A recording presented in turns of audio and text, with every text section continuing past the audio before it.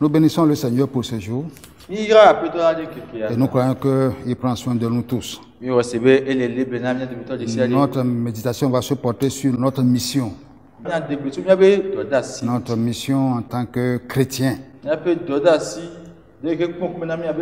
Et nous allons prendre l'exemple de notre Père dans la foi, Abraham,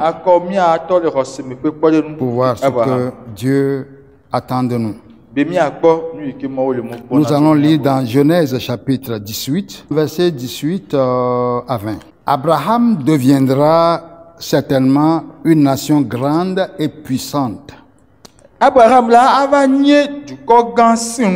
Et en lui seront bénies toutes les nations de la terre. Je l'ai choisi afin qu'il ordonne à ses fils et à sa maison après lui de garder la voie de l'Éternel en pratiquant la droiture et la justice, et qu'ainsi l'Éternel accomplisse en faveur d'Abraham les promesses qu'il lui a faites. Et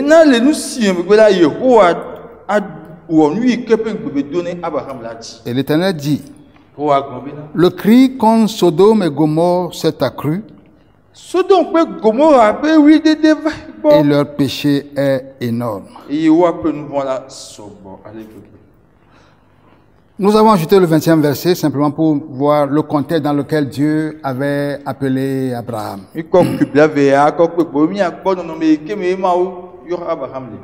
Et ici, il est écrit que le péché de Sodome et Gomorrhe était énorme devant Dieu.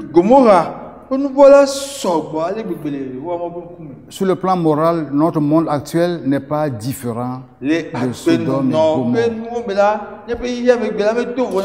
Gomorrhe. Nous savons que dans notre monde, certains pays même ont voté des lois pour légaliser l'homosexualité. Donc, c'est pour dire que notre monde actuel n'est pas, sur le plan moral, différent de Sodome et Gomorrhe. Et c'est dans ce contexte que Dieu a choisi Abraham. C'est dans ce contexte qu'il a choisi et il a fait une alliance avec lui. Et il a fait cette promesse à Abraham. Abraham deviendra certainement une grande nation. Et en lui seront bénies toutes les nations de la terre. Ça veut dire que lorsque Dieu appelait Abraham, il pensait en même temps aux autres nations. Et il a d'abord pris Abraham afin d'atteindre les autres nations. Quel est le but que Dieu poursuit en choisissant Abraham? C'est ça qui est clairement expliqué ici. Verset 18. Il dit: en lui, en Abraham, seront bénies toutes les nations de la terre. Ça veut dire que Dieu avait une mission. Et sa mission, c'est de bénir toutes les nations de la terre. C'est de justifier toutes les nations de la terre par la foi. C'est de donner la vie éternelle à toutes les nations. C'est ça sa mission. De bénir toutes les nations de la terre. C'est le but que Dieu poursuivait. Mais il a choisi Abraham dans un contexte. Dans un monde où les gens se sont entièrement détournés de Dieu. Et Dieu a dit: j'ai choisi Abraham parce que je sais que en le choisissant, lui, il est capable d'ordonner à ses fils, à sa maison après lui, de garder la voie de l'Éternel. Ça veut dire qu'Abraham avait pris une voie qui s'oppose à la voie de Sodome et Gomorrhe. Il a donc pris Abraham, qui s'attachait à lui. D'ailleurs, la Bible dit que Abraham est le seul homme appelé ami de Dieu dans la Bible. Quand Dieu l'a appelé, Dieu a établi une alliance avec lui. Et à partir de là, la Bible dit qu'il est devenu l'ami de Dieu. Ça veut dire qu'il a marché avec Dieu. Et Dieu dit, je l'ai choisi afin que lui il puisse ordonner à sa descendance après lui de garder la voie de l'Éternel en pratiquant la droiture et la justice. Et vous, Dieu s'intéresse à des valeurs.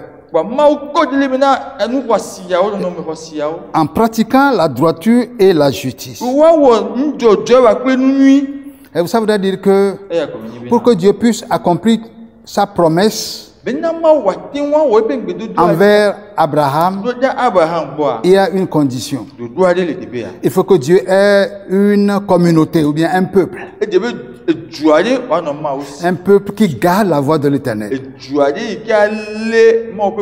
Un peuple qui pratique la justice et la droiture. Et si Dieu trouve cette communauté-là, alors il pourra accomplir sa promesse. C'est ça qu'il a dit ici. Dans le verset 19e, il dit, afin qu'il ordonne à ses fils et à sa maison après lui de garder la voie de l'Éternel en pratiquant la droiture et la justice, et qu'ainsi, en faisant cela, l'Éternel pourra maintenant accomplir en faveur d'Abraham les promesses qu'il a faites. Donc, Dieu a besoin de susciter un peuple qui pratique la justice, et alors il pourra se manifester pour bénir les autres. Pour bénir les autres. Mais quand Dieu ne trouve pas un tel peuple, ça veut dire qu'il ne pourra pas accomplir sa mission. Ça veut dire que les nations ne seront pas vraiment bénies comme Dieu le voulait. C'est le message que nous avons également sous la Nouvelle Alliance. Et nous allons voir dans Philippiens chapitre 2 cette condition que Dieu a encore posée clairement. Philippiens 2 verset 15. Il dit, afin que vous soyez irréprochables et purs, des enfants de Dieu irrépréhensibles au milieu d'une génération perverse et corrompue.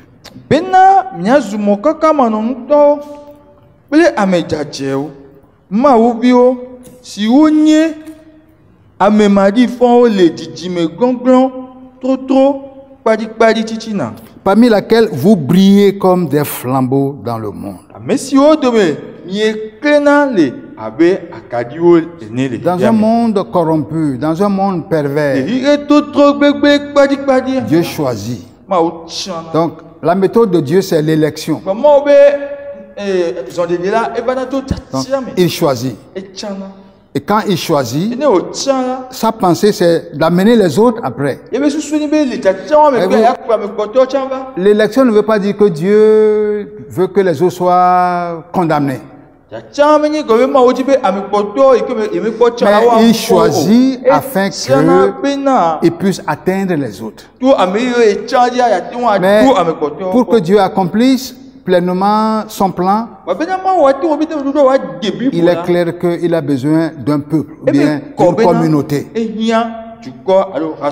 qui, dans un monde corrompu et pervers, manifeste le caractère de Dieu. Et Dieu est juste. Et la Bible dit que c'est la justice qui élève une nation. Et la Bible dit que dans une nation où les justes se multiplient, le peuple est dans la joie, le peuple est dans la paix quand les justes se multiplient. Donc c'est pour cela que il dit, je veux une nation irrépréhensible, qui marche au milieu d'une nation ou bien d'un monde corrompu et pervers. Et bien plus, une communauté qui brille comme des flambeaux. Brille comme des flambeaux. C'est pour cela qu'en Christ, nous devenons une nouvelle créature.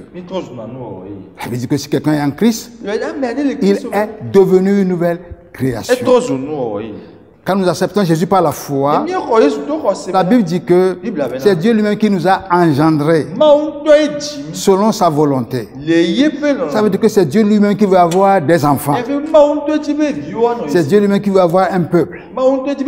Et tout ce qu'il faut pour purifier ce peuple, l'amener à lui, c'est Dieu lui-même qui a tout accompli en Jésus-Christ. C'est pour cela qu'en Christ, nous devenons une nouvelle créature. Nous recevons la nature de Dieu. Et il met son esprit en nous.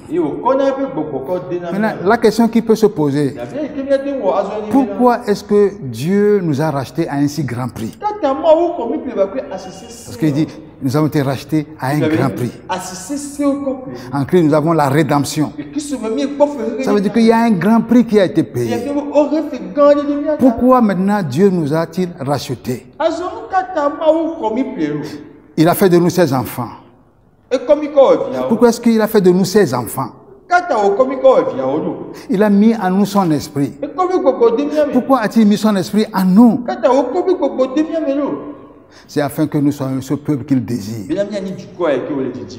Un peuple qui marche dans un monde corrompu, mais qui brille comme des flambeaux. Et quand Dieu trouve un tel peuple, alors il peut accomplir sa mission qui est de bénir les nations de la terre. Donc si ce peuple que Dieu suscite, si c'est l'Église, et le but que Dieu poursuit, c'est de bénir toutes les nations de la terre. Ça veut dire que l'église de Jésus doit être une église missionnaire.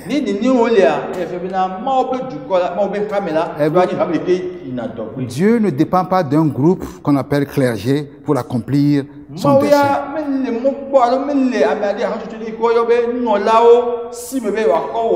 C'est pour cela qu'il est écrit que celui qui nous a aimés, il nous a rachetés par son propre sang. Il a fait de nous tous un royaume et des sacrificateurs. Nous tous sommes ces sacrificateurs. C'est afin que Dieu puisse atteindre les autres nations. Donc, nous voyons que Dieu a un plan. Il a une mission. Et pour accomplir sa mission, il a besoin d'un peuple qui pratique la justice, qui pratique la justice et la droiture. Et ce peuple-là, c'est nous, c'est l'Église. Et c'est ce que la Bible dit, que nous sommes pour lui une race élue.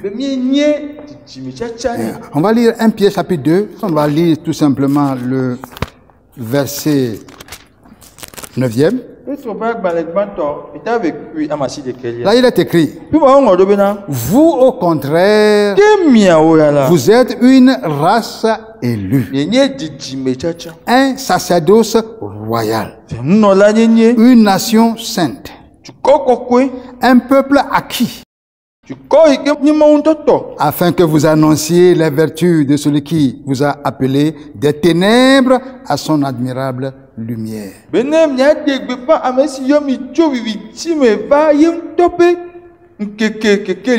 vous, on ne devient pas chrétien par sa propre capacité.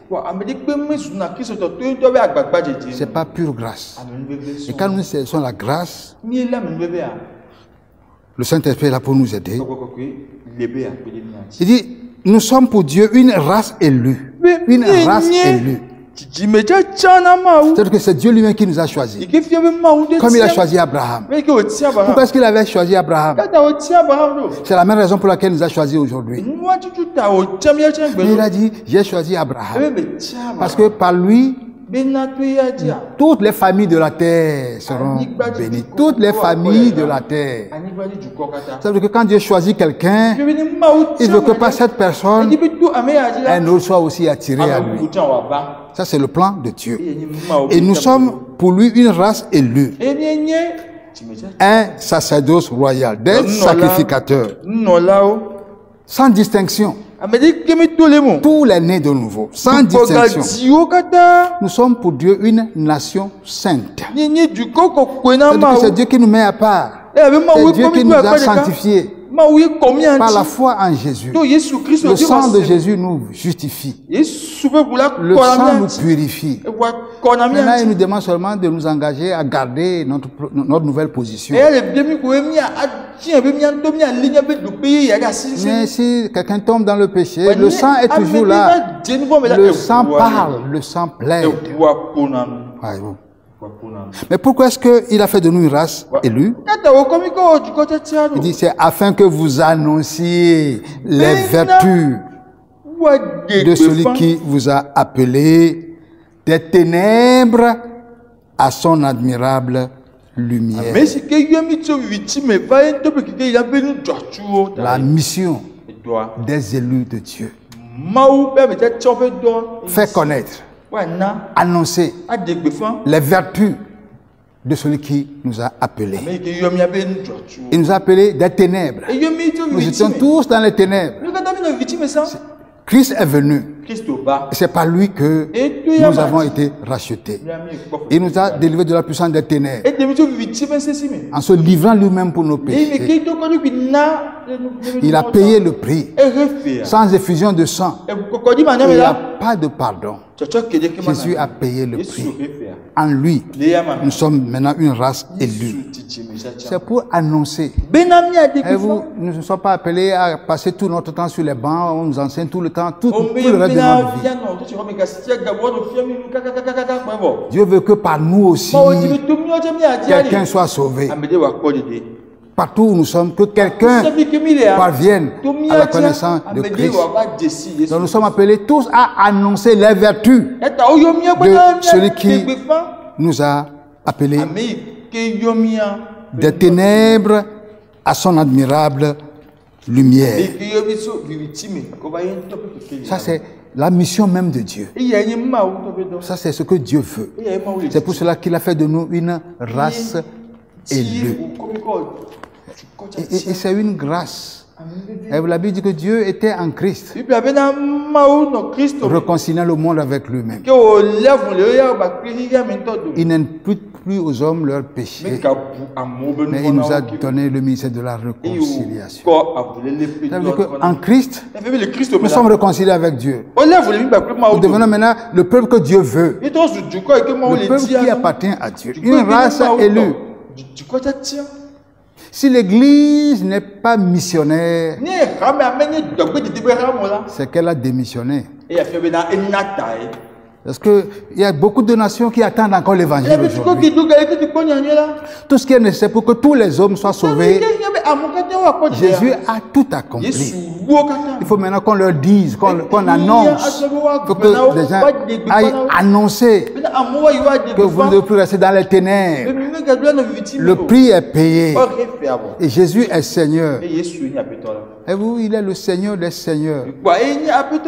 La Bible dit que par sa mort et sa résurrection, il a anéanti celui qui a la puissance de la mort, c'est-à-dire le diable. Ce qui veut dire que le grand besoin de tout homme,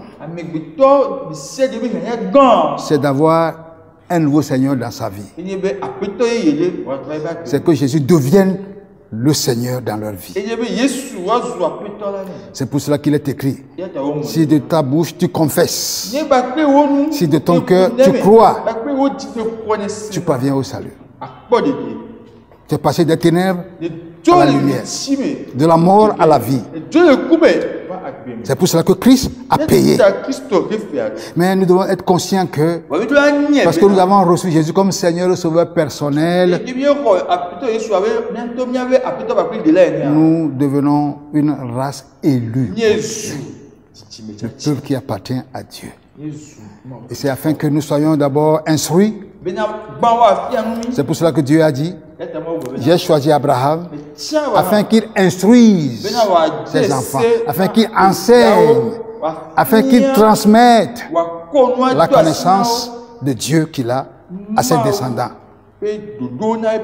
Quand nous devenons chrétiens, on nous enseigne, on nous instruit pour grandir dans la connaissance du Seigneur. Mais ce que Dieu veut, c'est que nous puissions tous annoncer les vertus. C'est seulement à ce prix que toutes les nations seront touchées. Vous voyez que ce n'est pas réservé à un groupe de professionnels. Non, c'est nous tous. Ils sont là pour peut-être encore aider, encadrer. La meilleure chose que les serviteurs de Dieu peuvent faire aujourd'hui, c'est d'imiter Jean-Baptiste dans son ministère. Jean-Baptiste a montré Christ, c'est lui. C'est lui. Il vous pointe Christ. Il vous a montré Christ. Mais il dit en même temps, il faut que Christ grandisse en vous, que moi je diminue en vous. Ce n'est pas le pasteur qui doit grandir dans la vie des fidèles, c'est Christ. Mais Dieu poursuit un but. Il veut atteindre toutes les familles de la terre. Si tu es un élu de Dieu, tu rentres dans sa mission, la mission de Dieu. Et il a simplement dit à ses disciples, allez faire de toutes les nations des disciples. Enseignez-leur à garder ce que vous dites. Allez, annoncer l'évangile, proclamer les vertus de celui qui nous a délivrés des ténèbres à son admirable. C'est ça la mission de Dieu. Et cette mission, c'est pour tous les leaders. Que Dieu nous aide à réaliser que nous sommes en Christ, nous sommes le peuple que Dieu a choisi pour atteindre les autres. Que Dieu nous bénisse. Amen. Amen.